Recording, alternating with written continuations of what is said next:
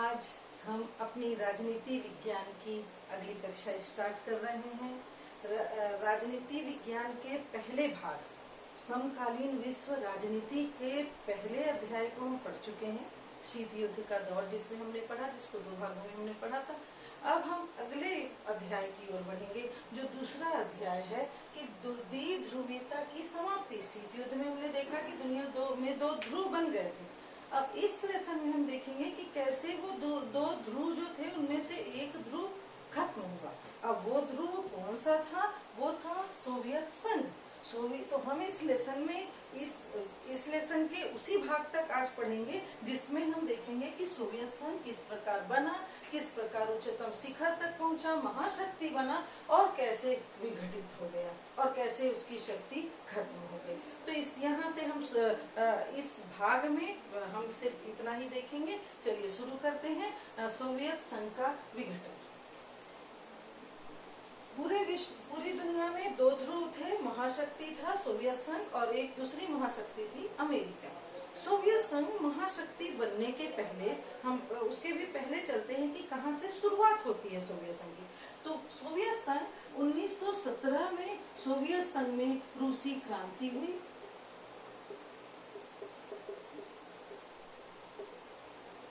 रूसी क्रांति हुई और सोवियत संघ में साम्यवाद की स्थापना हुई। साम्यवादी शासन की स्थापना हुई। साम्यवादी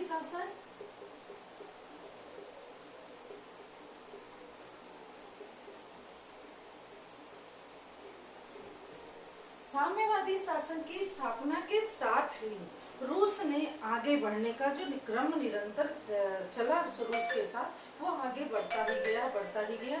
वहां हम देखेंगे 1917 के बाद 1922 में आ जाइए।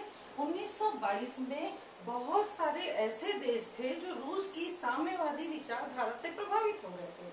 उनको लगता था कि उनके आगे बढ़ने के लिए भी यही रास्ता है। और साथ ही साथ विशेष जो बात थी कि बहुत सारे देश ऐसे थे जो अपनी संस्कृति को बचाए रखना चाहते थे। किससे? पश्चिमी देशों से अपनी संस्कृति को बचाए रखने के लिए। और साम्यवादी शासन के प्रभाव के कारण वे सारे देश चाहते थे किसमें शामिल हो जाना? तो उस समय रूस में। अब रूस में वो सारे देश शामिल होना चाहते थे। ऐसी एक संधि होती है, आप देखेंगे आगे 1922 में, जिसमें सोवियत गणराज्य बनाने की बात होती है। सोवियत को कई देशों का समूह बनाकर गणराज्य बनाने की जो बात होती है, वो जो संधि सोवियत संघ को बनाने की, सोवियत संघ को बनाने की संधि हुई 1922 में, जिसमें बहुत सारे देश शामिल थे।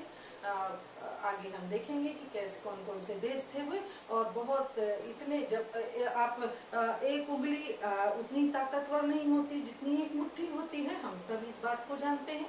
ये हमने पूरा बचपन से ही कई किताब कथाओं में भी पढ़ा है। तो पूरी एक मुट्ठी और उस पे कई मुट्ठियां मिलाकर रूस क्या हो गया था? बहुत ज्यादा शक्तिशाली हो गया था। रूस के पास ताकत के भंडार हो गया था और वो एक महाशक्ति बन गया था। तो यहाँ से शुरू हुआ रूस का आगे बढ़ना। 1945 के विश्व युद्ध, द्वितीय विश्व युद्ध का तो वो विजेता भी माना जाता है। द्वितीय विश्व युद्ध का विजेता भी था रूस। अब इस दौर तक आने के लिए उसके बाद भी निरंतर रूस को हम प्रगति की राह में बढ़ते हुए देखते हैं। सोवियत संघ को हम विजेता बनने से भी आगे देखते हैं कि आगे आने वाले समय तक वो निरंतर आगे बढ़ रहा है। उसकी अर्थव्यवस्था उच्चतम शिखर को छू रही है। तो उसके पीछे आखिर कौन से कारण थे वो भी हम जान लेते हैं ये इस लेसन में। वो देखिए आप कि सोवियत संघ में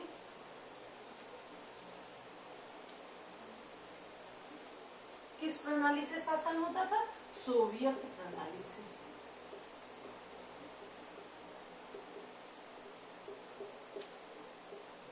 सोवियत प्रणाली क्या थी?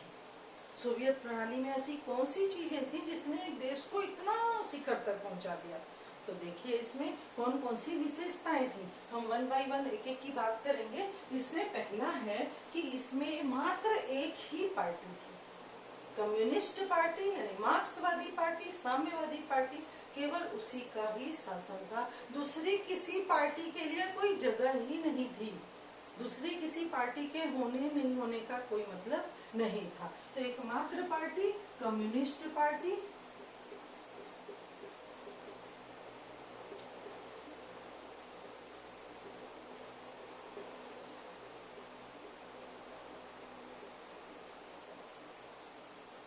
एकमात्र पार्टी थी कम्युनिस्ट पार्टी। दूसरी चीज हम पढ़ रहे हैं सोवियत प्रणाली, तो इसमें जो दूसरी चीज थी कि वो एक जो सोवियत प्रणाली थी उसने सोवियत संघ को समाजवादी गणराज्य बनाया था। समाजवादी गणराज्य के लिए सभी चीजों पर किसी पूंजीपति का नियंत्रण नहीं बल्कि पूरे समाज का नियंत्रण। अब समाज का नियंत्रण करने के लिए क्या थी, वहाँ सरकार थी। तो सारी चीजों पर किसका नियंत्रण था, राज्य का। राज्य का नियंत्रण हर एक गतिविधि पर, हर एक नीति पर, सभी चीजों पर किसका नियंत्रण था, राज्य का। उसी का एकाधिकार था, राज्य का एकाधिकार, स्वामित्व कह सकते हैं, एकाधिकार की जगह हम कहते हैं स्वामित्व, संप्रभुता। प्रत्येक निर्णय लेने की का जो अधिकार था वो केवल राज्य का था, उसमें और किसी के हस्तक्षेप की कोई गुंजाइश नहीं थी। मैंने इन 3 बिंदुओं को पहले लिखा है, आपको इन 3 बिंदुओं को ध्यान में रखना है कि क्या आगे चलकर यही 3 बिंदु जो थे वो सोवियत संघ के विघटन का कारण तो नहीं बने। तो ये 3 बिंदुओं के बाद हम अगले बिंदुओं पर जाएंगे कि चौथा जो हम सोवियत प्रणाली पढ़ रहे हैं, ये 3 बिंदु आप ध्यान में रखेंगे। कम्युनिस्ट पार्टी की एकमात्र पार्टी थी, वहां पर राज्य का पूर्णतः नियंत्रण था प्रत्येक वस्तुओं पर, प्रत्येक नीतियों पर, प्रत्येक निर्णयों पर, और राज्य की संप्रभुता थी। राज्य की संप्रभुता थी हर एक बिंदु पर, पूरे सोवियत संघ पर। आगे बढ़ते हैं, हमारा चौथा बिंदु, सोवियत संघ में क्या ये सारी चीजें सुनने के बाद तो लग रहा है कि कुछ अच्छा तो था नहीं, लेकिन कैसा कुछ तो ऐसा था जिसने सोवियत संघ को महाशक्ति बनाया। तो आप इसमें आगे देखिए कि ऐसी कौन कौन सी खासियतें थी सोवियत प्रणाली में। सोवियत प्रणाली में सारा जो अर्थव्यवस्था थी, अर्थव्यवस्था उच्चतम शिखर पर थी। अर्थव्यवस्था इतनी अच्छी तरह चल रही थी कि उसके लिए कोई काट नहीं थी, उच्चतम शिखर पर पहुंच गई थी। और पांचवी चीज और कौन सी थी, सोवियत संघ बहुत बड़ा राष्ट्र है। आज भी आप क्षेत्रफल की दृष्टि से देखेंगे तो रसिया जो उसका बहुत छोटा हिस्सा बचा वो भी पहले नंबर पर आता है क्षेत्रफल की दृष्टि से। तो सोचिए उस समय वो कितना बड़ा राज्य रहा होगा जब उसमें 15 राष्ट्र शामिल थे। तो वो सोवियत संघ बहुत बड़ा राष्ट्र तो है, लेकिन वहाँ आवागमन इतना कठिन नहीं था। आवागमन की सुविधा एक छोर से दूसरे छोर तक पहुँचने के लिए पर्याप्त मात्रा में थी और बहुत सुगम व्यवस्था थी आवागमन की। तो आवागमन की सुविधा,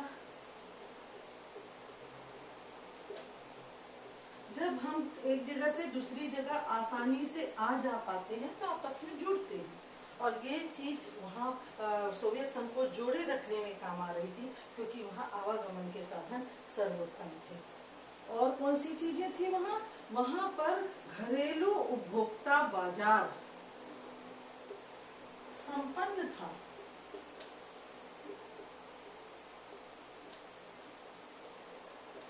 अत्यंत उन्नत था। सोवियत संघ छोटी से छोटी चीज से लेकर बहुत बड़ी चीजों तक खुद बना रहा था। उसे उसके घर पर ही, उसके ही देश में इन चीजों का निर्माण होता था। उसे आयात की जरूरत नहीं थी। उसको बनाने वाले लोग उसके पास थे और उन सबका घरेलू जो बाजार था, उपभोक्ता व्यापार कहेंगे इसको, बाजार की घरेलू जो उपभोक्ता उत्पादन अत्यंत उन्नत था। इतनी तेजी से उत्पादन हो रहा था वहाँ कि किसी को किसी चीज की कमी महसूस नहीं होने पाती थी। तो ये एक बहुत बड़ा कारण था। जब आपको कमी नहीं महसूस होगी तो आपको सरकार की सारी सुविधाएं, सरकार की सारी नीतियां अच्छी लगेंगी। तो वैसा वहाँ की जनता के साथ भी हो रहा था। अब घरेलू उपभोक्ता उत्पादन साधन इतना उन्नत था तो निश्चित रूप से सबको काम मिला हुआ होगा, है ना। तो ये एक बहुत बड़ा मुद्दा ये भी कि वहाँ क्या नहीं थी, बेरोजगारी नहीं थी।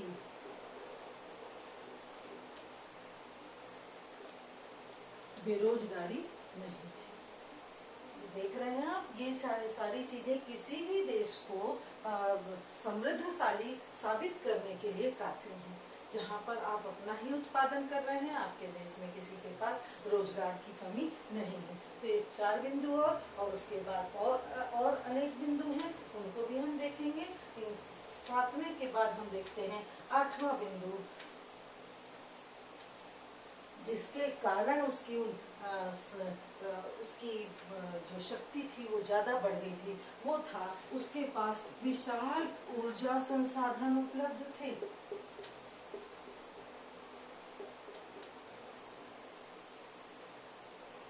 विशाल ऊर्जा भंडार उपलब्ध।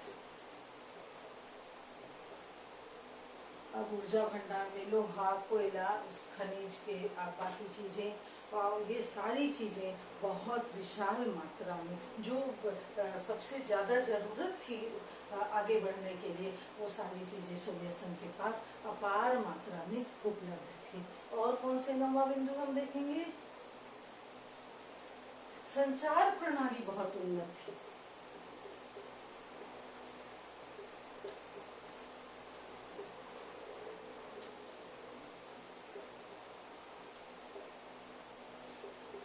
दसवां बिंदु सोवियत संघ को जो संपन्न साबित करता था कि वहां पर जो खेत हैं उनका सामूहिकरण हो गया था, समाजवादी अर्थव्यवस्था चल रही थी, ये तो हम सबको मालूम है।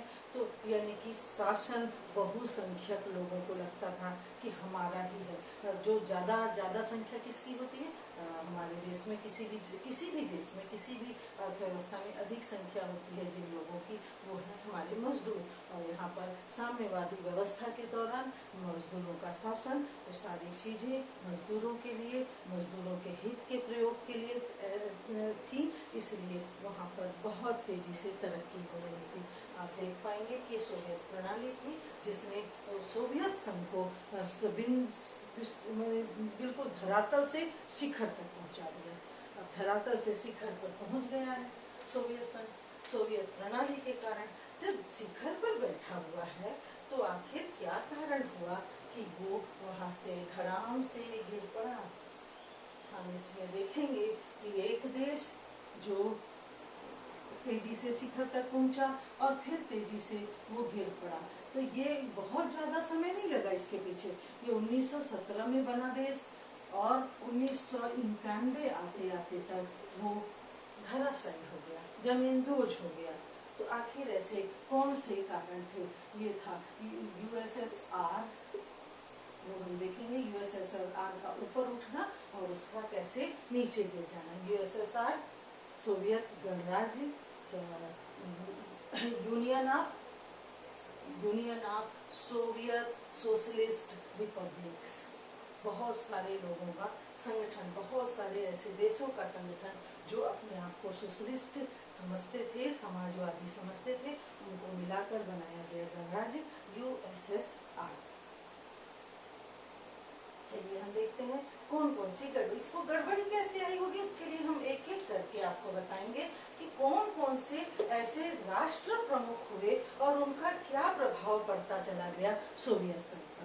तो अगले पॉइंट पे हम देखेंगे ऐसे कौन कौन से एक एक करके हम देखेंगे। जैसे अब 1917 में बना अगर सोवियत संघ का गठन हुआ, सोवियत संघ शुरुआत हुई, गठन तो 1942 में पूर्ण रूप से हुआ, लेकिन 1917 से 1924 तक यहाँ पर थे व्लादिमीर लेनिन।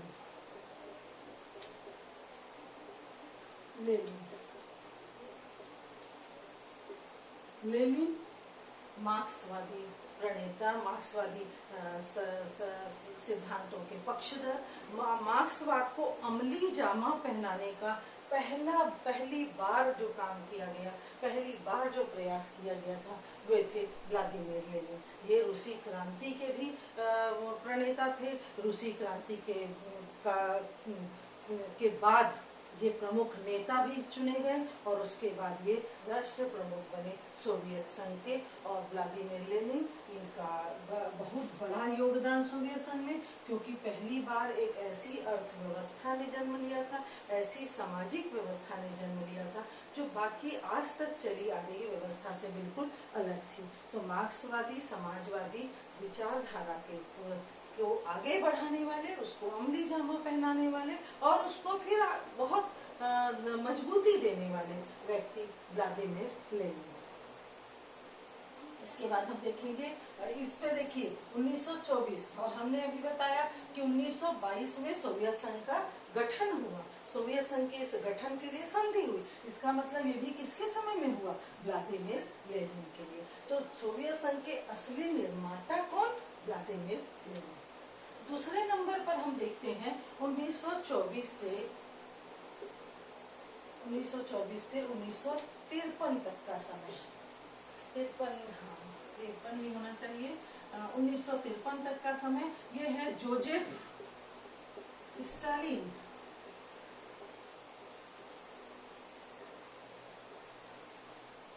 स्टालिन लेनिन के उत्तराधिकारी, लेनिन के उत्तराधिकारी स्टालिन। और देखिए अब बहुत लंबे समय तक ये सोवियत संघ के राष्ट्र प्रमुख रहे। इनकी नीतियां तानाशाही नीतियां थी। हमने जो सोवियत प्रणाली में देखा कि राज्य का नियंत्रण, राज्य का कठोर नियंत्रण या राज्य का स्वामित्व, वो सब इनकी देन थी। ये स्टालिन के तौर तरीके बाकी सबसे अलग थे। तानाशाही तरीकों से इन्होंने अपना काम करना शुरू किया और तेजी से रूस संगठित भी होता चला गया, आगे भी बढ़ता चला गया। रूस के स्टालिन की नीतियों के कारण सोवियत संघ को निश्चित रूप से फायदा हुआ, क्योंकि उन्होंने साम्यवाद का जो रूप प्रस्तुत किया वो थोड़ा कठोर तो था, लेकिन थोड़ा नहीं बल्कि कहने बहुत कठोर था, बहुत कठोर नीतियां। लेकिन उसमें एक काम जरूर होता चला गया इस दौर में कि सोवियत संघ तेजी से आगे बढ़ता गया। सोवियत संघ को जो फायदे मिलने थे वो मिल रहे थे और जनता खुश थी। तो जनता जब खुश थी, जनता उनको मान रही थी, जनता उनको अपना नेता समझ रही थी, ऐसी स्थिति में हम ये भी कह सकते हैं कि वो जनता की हित के कार्य हो रहे थे। देखने में ऐसा लग रहा है, जब हम स्टालिन को पढ़ते हैं, डिटेल में पढ़ते हैं, तो दिखाई देता है कि इतना तानाशाही रवैया, जिसमें किसी दूसरे को बोलने की कोई इजाजत नहीं, विरोधियों के लिए कोई जगह नहीं। ये सारी चीजें लोकतांत्रिक व्यवस्था से बिल्कुल हटकर है। लेकिन अगर अर्थव्यवस्था की बात करें तो अर्थव्यवस्था रूस की जितनी तेजी से इनके दौर में बढ़ी, उतनी तेजी से दुनिया का कोई भी देश नहीं बढ़ पाया। तो अब इसे सही या गलत वो बात की बात है, हम बाद में इसके बारे में कभी और किसी क्लास में जरूर चर्चा करेंगे। लेकिन आज हम देखते हैं कि स्टालिन, जोसेफ स्टालिन 1924 से 1953 का समय, इन्होंने रूस को एक अच्छे महत्वपूर्ण शिखर तक पहुंचाया। द्वितीय विश्व युद्ध का विजेता की जो बात कर रहे हैं वो भी किसको, इसके दौर में बने, स्टालिन के समय में।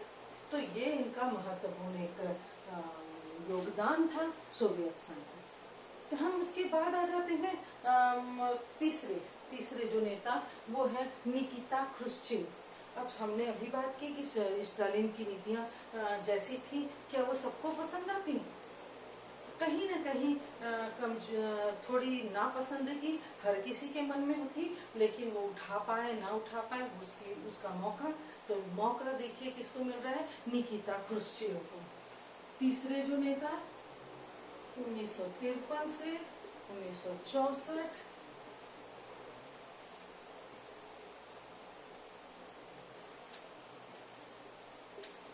निकिता ख्रुश्चेव।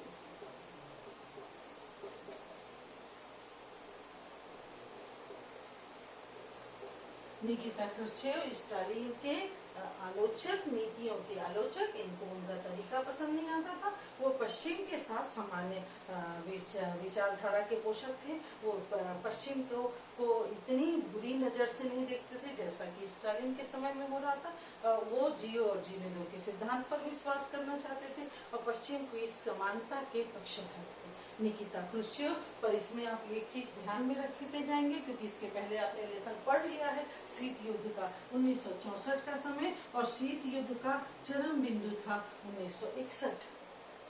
तो 1961 क्यूबा का संकट किसके दौर में था? निकिता क्रुश्चेव ने।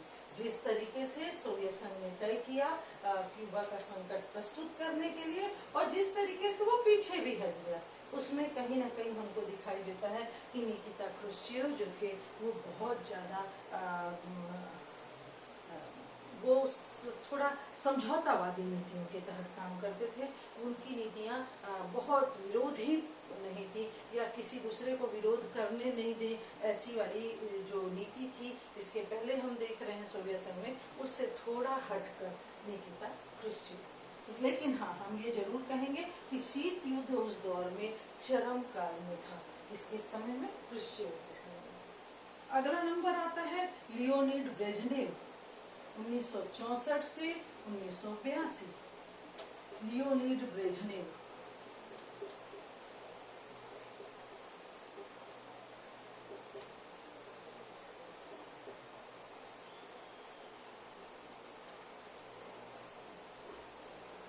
यहाँ पर आप देखेंगे ये इस दौर के बारे में यहाँ पर आ रहा है 1970। अब इसके बारे में मैं आपको अलग से बताऊं कि 1970 आते आते तक सोवियत संघ की गिरावट चालू हो गई थी। यानी सोवियत संघ बहुत उच्चतम स्थिति में था, जहाँ जोसेफ स्टालिन के समय धीरे धीरे धीरे वो नीचे आना शुरू हो गया था। 1970 आते आते तक उसकी स्थिति थोड़ी कमजोर होने लगी थी। यहाँ पर हम देखेंगे 1961 के बाद से भी कई ऐसी नीतियां भी बनने लगी। परमाणु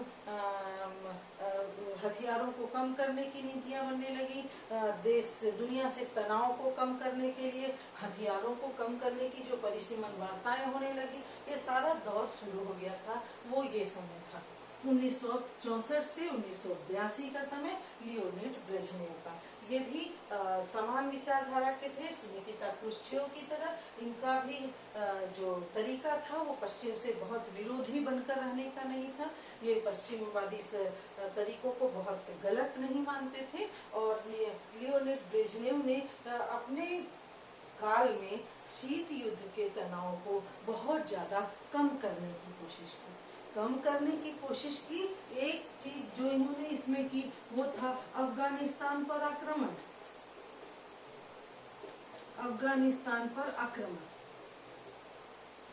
अफगानिस्तान पर रूस की सेना गई, वहां से रूस की जो छवि थी वो अत्यंत धूमिल भी होने लगी, इसलिए कि बेवजह का किसी जगह पर इंटरफेयर अब तक हो कर रहे थे दोनों देश शीत युद्ध के दौरान, चाहे वो अमेरिका हो चाहे वो रूस हो, दोनों ही सोवियत संघ हो, दोनों ही एक दूसरे के मामलों में हस्तक्षेप कर रहे थे, दूसरे देशों के मामलों में हस्तक्षेप कर रहे थे। लेकिन ये ऐसा मौका था जहां पर खुले तौर पर सोवियत संघ ने किसी दूसरे देश पर आक्रमण किया था, और वो था अफगानिस्तान। यहाँ से ये काल भी जो आया वो किसके समय में? ब्रेजनेव के समय। अगला नंबर हम आते हैं 1985 से, बीच के काल को हम छोड़ दें, 1991 तक का। ये है मिखाइल गोर्बाचेव।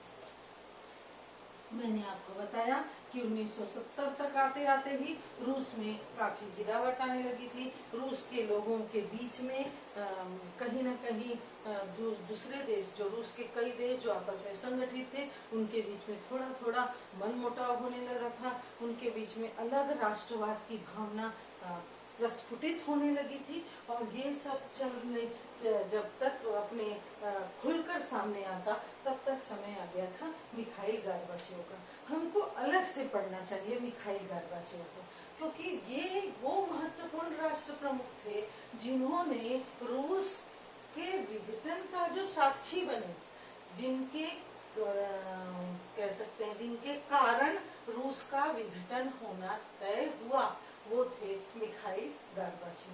मिखाइल गोर्बाचेव की जो नीतियां थी उनको हम थोड़ा सा डिटेल में देखेंगे। देखिए आप लोग यहाँ पर, इन्होंने में ग्लासनोस्त और पेरेस्ट्रोइका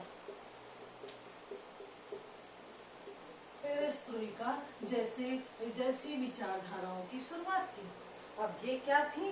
खुलेपन की विचारधाराएं थी, पश्चिमी सभ्यता को अपनाने की विचारधारा थी। इसमें रूसी साम्यवाद से अलग हटकर ये विचारधारा थी, इसको वो लोगों के बीच में लाना चाह रहे थे। इन्होंने एक और काम किया, कम्युनिस्ट पार्टी के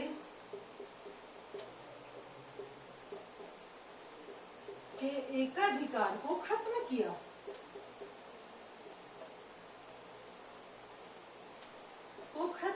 और उन्होंने जब लोकल चुनाव हुए तो वहां पर अन्य पार्टियों को भी मौका दिया कि वे आकर चुनाव लड़ सकें।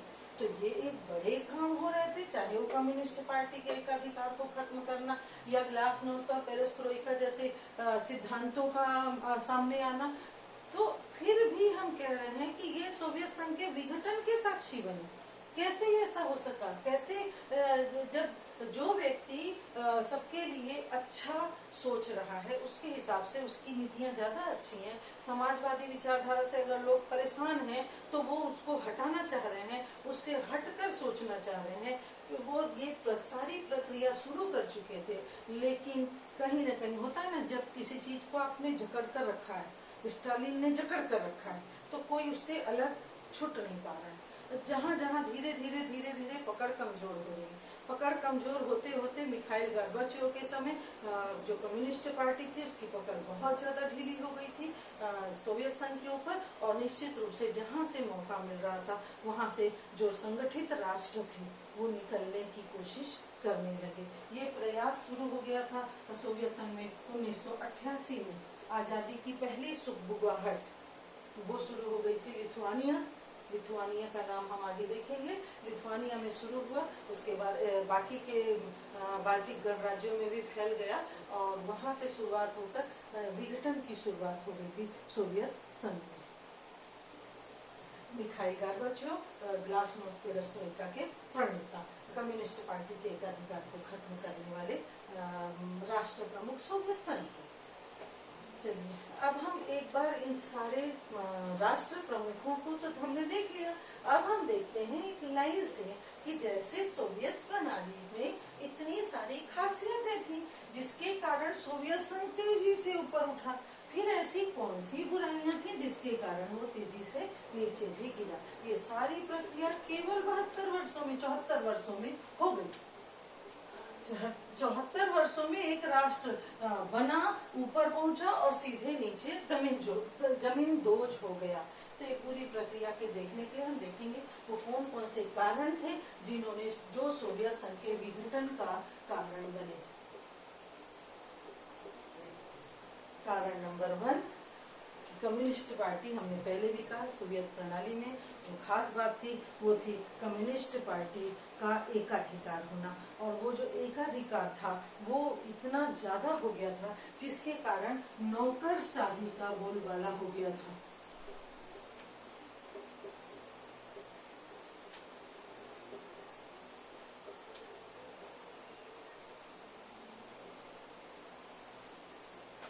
कम्युनिस्ट पार्टी तानाशाही शासन कर रही थी और वो लोगों को सबको पसंद नहीं आ रहा था।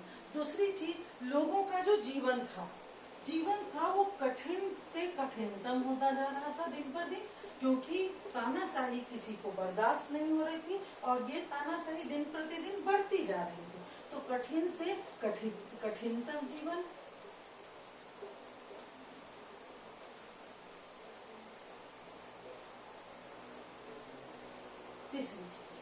तीसरी चीज जो हम देखते हैं कि और कौन से कारण थे जिसके कारण सोवियत संघ विघटन की ओर बढ़ चला। उसमें ये जो एक दलीय तंत्र था इसकी हम बात कर चुके हैं। एक दलीय तंत्र होने के कारण दूसरे किसी दल को अनुमति ही नहीं थी, दूसरे किसी दल को के वर्चस्व, दूसरे किसी दल के अस्तित्व की ही जरूरत नहीं थी, वहां पर अस्तित्व ही नहीं था। तो ऐसे जगह पर न कोई विरोध के स्वर उठ सकते थे, न ही अपनी बातों को किसी के सामने रखने की इजाजत हो सकती थी। अपनी बातों को किसी दूसरे को बताना या अपनी बातों को प्रेषित करना, अपनी बातों को लोगों तक पहुंचाना, अभिव्यक्ति की स्वतंत्रता। तो लोगों के पास क्या नहीं थी? अभिव्यक्ति की स्वतंत्रता नहीं थी।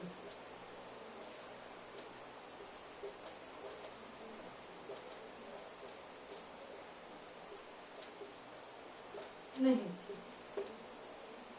अभिव्यक्ति की स्वतंत्रता नहीं थी। उसकी वजह से एक जो पूरा वर्ग था, समाज का वर्ग था, वो उपेक्षित और दमित था।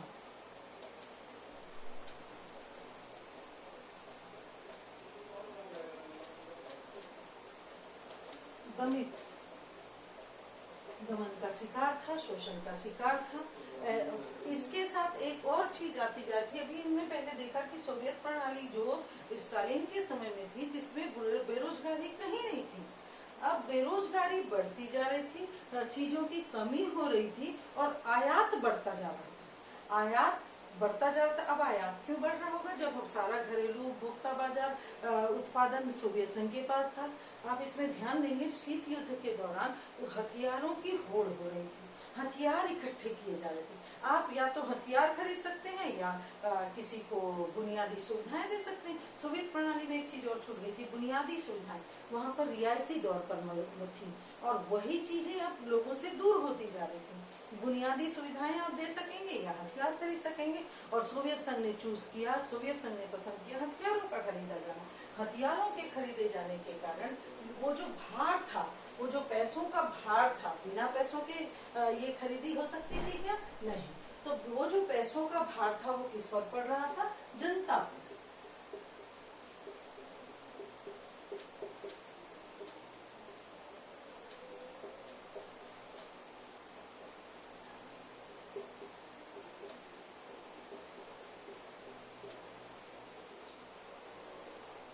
ये हो रहा था। और क्या हो रहा होगा जब चीजें बदल रही हैं, बिगड़ रही हैं, स्थितियां नियंत्रण से बाहर हो रही हैं? वो दौर आ गया है सोवियत संघ में। और उसी में एक जो देश आप देखते हैं सोवियत संघ को आज हम जिस नाम से जानते हैं वो है रूस। और उस समय भी रूस सबसे बड़ा राष्ट्र था। सारे संगठनों में रूस सबसे बड़ा राष्ट्र था।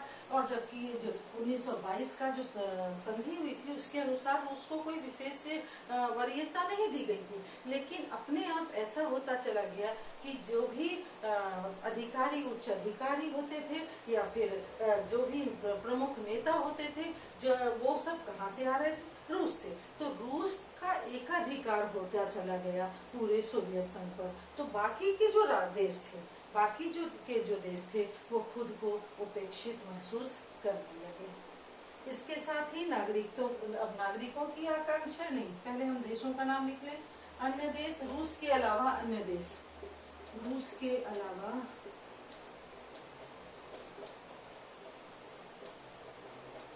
अन्य देश उपेक्षित।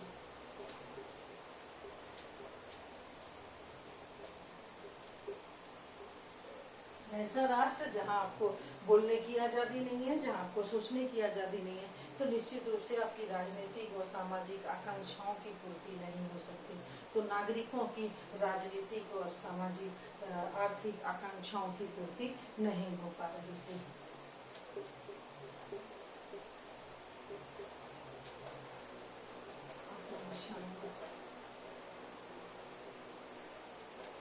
अपेक्षाओं की पूर्ति नहीं।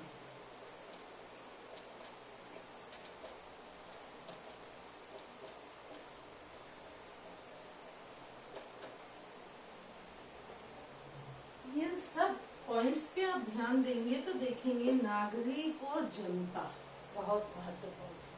ये जो तरीका जो शुरू हुआ, विघटन का जो शुरुआत हुई, ये भी इन्हीं नागरिकों के दारोमदार पर हुई, इन्हीं नागरिक विद्रोहों के कारण हुई, इन्हीं नागरिक आकांक्षाओं के बढ़ते उफान के कारण हुई। तो अगला बिंदु एक हम और ले सकते हैं कि यहाँ पर देशों में राष्ट्र प्रेम का ज्वार उठ खड़ा हुआ था।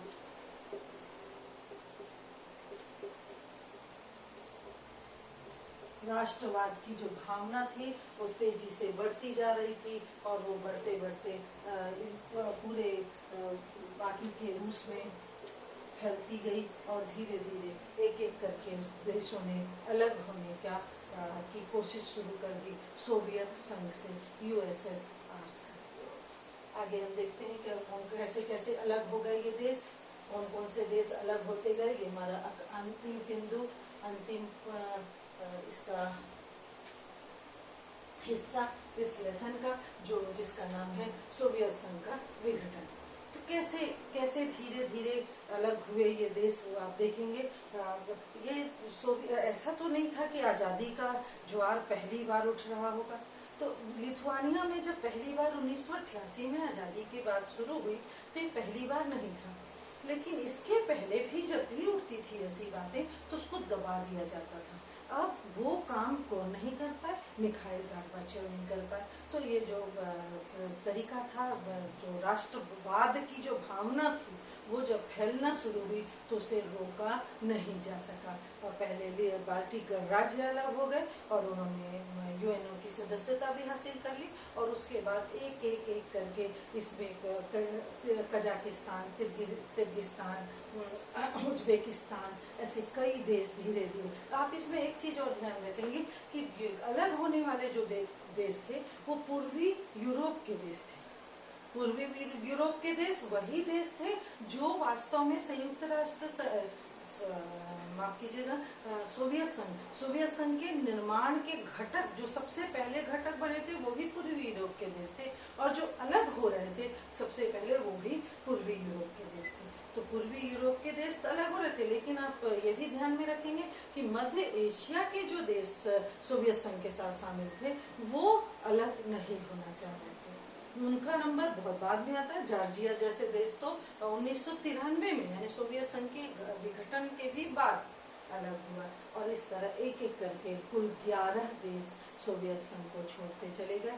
अंत में जो सबसे बड़ा देश बचा रूस, सोवियत संघ का उत्तराधिकारी माना गया उसे उसके परमाणु संपन्न होने के कारण जो सुरक्षा परिषद की सीट मिली हुई थी सोवियत संघ को, वो फिर रूस को दे दी गई और सोवियत संघ की जगह रूस उसका उत्तराधिकारी बना, क्योंकि वो सबसे क्षेत्रफल में भी सबसे बड़ा राष्ट्र था और सबसे बेसिक जो राष्ट्र था जिसके आधार पर सोवियत संघ बना वो भी था रूस। तो इस तरह हम देखते हैं कि ये सोवियत संघ बना, खत्म हुआ। सोवियत संघ बना, महाशक्ति बना, शीत युद्ध छेड़ा इसने और फिर उसमें लड़ते हुए आखिरी में इसका विघटन, इसके सोवियत संघ का विघटन और द्विध्रुवीयता की समाप्ति और शीत युद्ध की समाप्ति। ये दुनिया में होने वाला बहुत बड़ा परिवर्तन था, वो किसकी वजह से हुआ? सोवियत संघ के विघटन की वजह से। चलिए हम अपना लेसन यहाँ पर समाप्त करते हैं। अगले लेसन में, अगले कक्षा में हम पढ़ेंगे सोवियत संघ के विघटन के बाद की स्थितियां कौन कौन सी बनी और कैसे जो द्विध्रुवीयता समाप्त होने के बाद कौन सी स्थितियां विश्व के सामने उपस्थित हुई। नमस्कार।